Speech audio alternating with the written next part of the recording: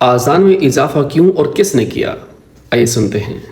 بعض بندے بیچارے یہ کہتے ہیں کہ علی ولی اللہ تو شیخ صدوق کے زمانے میں اذان میں آیا ہے۔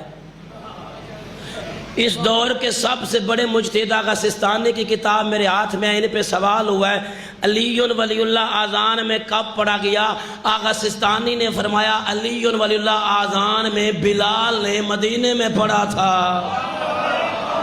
میں شیعہ جی پہ پڑھتا کہ نہیں، توجہ نہیں فرما رہے۔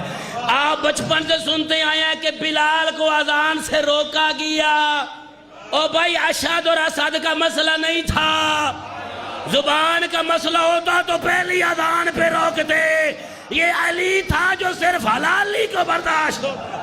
رسول اللہ صلی اللہ علیہ وسلم حضرت علی رضی اللہ تعالیٰ عنہ یا ائمہ اہل بیت میں سے کسی سے بھی مستند تاریخی روایات میں کہیں پہ یہ نہیں ملتا کہ انہوں نے اس طرح کے الفاظ شامل کرنے کا حکم دیا ہو۔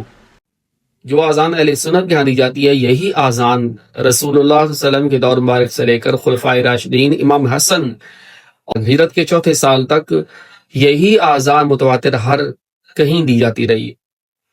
اور چوتھی صدی ہجری میں وہی حکومت کے اندر جب شیعہ حضرات کو حکومت کی سرپرستی حاصل ہوئی تو اس آذان کا اجرا شیعہ کی طرف سے کیا گیا، جو آج بھی رائج ہے۔